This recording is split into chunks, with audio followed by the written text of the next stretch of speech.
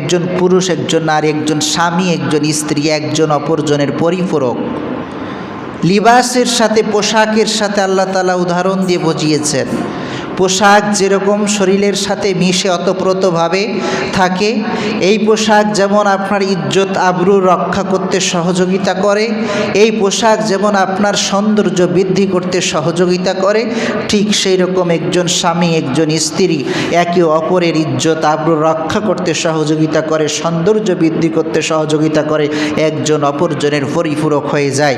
কিন্তু আমরা নারী অধিকার করতে আমরা দেখতে পাই যে নারীদেরকে বৈষম্য করা হয়। বিশেষ করে সমাজে একটা খুব অবস্থা কঠিন রয়েছে, নারী নারীর সাথে মিলতে পারে না।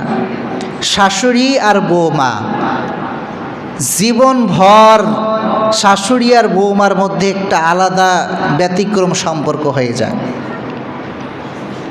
নিজের মেয়ে যখন বলছে যে মা, আম্মু তোমার জামাই খুব ভালো, আমি যা বলি তাই আমার আবদার পূরণ করে, আমি যেটা বলি সেটাই শুনে, আমার কথার বাইরে যায় না, মা খুব খুশি, এরকম একটা জামাই পেয়েছি আলহামদুলিল্লাহ, মেয়ের কাছ থেকে শুনে। ঠিক ছেলেকে বিয়ে দিয়ে যে একটা অন্য ঘরের মেয়ে এসেছে, এখন ছেলে যদি স্ত্রী হিসাবে কিছু দায়িত্ব পালন করতে গিয়ে দেখা যায় যে কোনো একটা দায়িত্ব বাবা মার অমতের পরেও স্ত্রী হিসাবে দায়িত্ব পালন করতে গিয়ে কোনো একটা কাজ করা লাগছে, তখন দেখা যায় যে সংসারে একটা বিশৃঙ্খলা তৈরি হয়ে যায়। অথচ একই মা নিজের মেয়ের ক্ষেত্রে খুশি হয়ে গেল, আলহামদুলিল্লাহ আমার তাহলে জামা এরকম পেয়েছে, আলহামদুলিল্লাহ, মেয়ের মুখের কথা শুনে খুশি হয়ে গেল। আর অন্যর ঘরের মেয়ে তো ঘুরে তো আবার আমার ঘরে এসেছে, যে জামাইকে নিয়ে খুশি হচ্ছে, আমার ছেলেটা তো কারো জামাই, এটা আমরা মেনে নিতে পারি না। এই বৈষম্য যুগ যুগ ধরে চলে আসছে, এগুলো থেকে বের হয়ে আসতে হবে। জাতি শিক্ষিত হচ্ছে, কিন্তু আমরা কিছু কিছু বিষয় আমাদের ডেভেলপ হচ্ছে না। বৌমাকে মনে হয় সর্বসময় অন্যের মেয়ে, এটা করা ঠিক নয়। বরং সে তো একদিন সংসারে হাল ধরবেই, দুদিন আগে আর পরে সম্পূর্ণ তো সংসারকে গুছিয়ে নেবে। একটা কথা মনে রাখতে হবে, সব কিছু শাসন দিয়ে আদায় করা যায় না, কিছু কিছু জিনিস ভালোবাসা দিয়েও আদায় করা যায়। শিক্ষার্থীদের ক্ষেত্রে সব শিক্ষার্থীকে আপনি মারধর করে শাসন করে পড়া আদায় করতে পারবেন না, যতই মারেন সে পড়বে না।